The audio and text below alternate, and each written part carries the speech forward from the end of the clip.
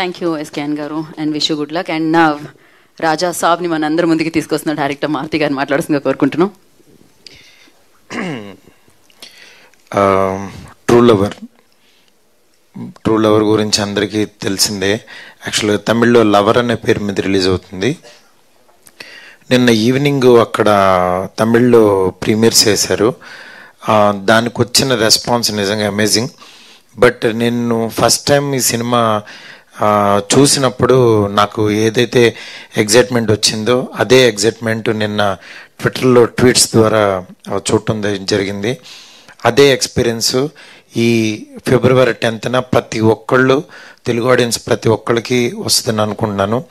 ఎందుకంటే ఒక genuine cinema ఆర్గానిక్గా రాసేటప్పుడు డైరెక్టర్కి ఖచ్చితంగా తెలుస్తుంది అతను చాలా డీప్గా వెళ్ళి రాశాడు ఈ సినిమా, అలా తీసాడని.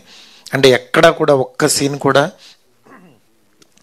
సినిమాటిక్గా లేకుండా చాలా జాగ్రత్తగా ఆడియన్స్ దగ్గర ఆర్టిస్టుల దగ్గర నుంచి పెర్ఫార్మెన్స్ తీసుకోవటం కానీ అది మీకు చూస్తే అర్థమవుతుంది.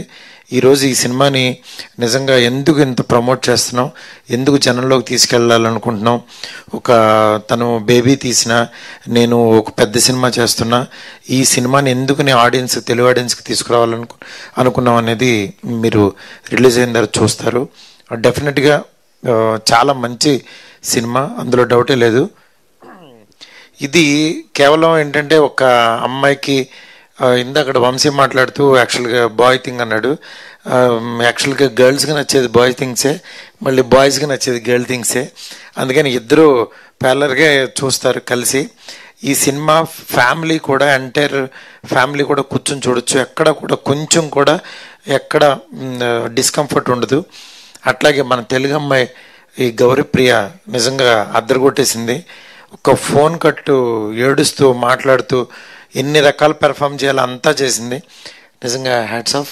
అట్లాగే మణికందన్ గురించి చాలా మన తెలుగు పర్సన్ లాగా ఓన్ చేసేసుకున్నాం. ఫస్ట్ డే నుంచి అతను ఎవరో తమిళ్ హీరో అని అట్లా లేకుండా చాలా ఏదో మా ఇంట్లో ఒక పర్సన్ లాగా మన మధ్యన తిరిగే పర్సన్ లాగా అనిపించాడు. తెలుగులో కూడా ఈ ఇద్దరు పేరుతో మా మాస్ మూవీ మేకర్స్ మీద స్ట్రైట్ సినిమా తీయాలనుకుంటున్నాం. అది డెఫినెట్గా మంచి సినిమాస్ ఎప్పటికప్పుడు అందించాలనే మా తపన్ని మమ్మల్ని బ్లెస్ చేస్తూ ముందుకు నడిపిస్తున్న ఆడియన్స్ అందరికీ చాలా చాలా థ్యాంక్స్.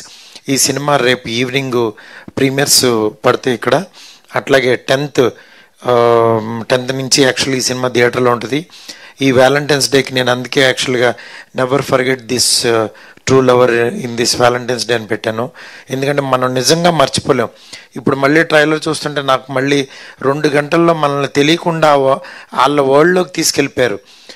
అక్కడే సక్సెస్ అనిపించింది డైరెక్టరు.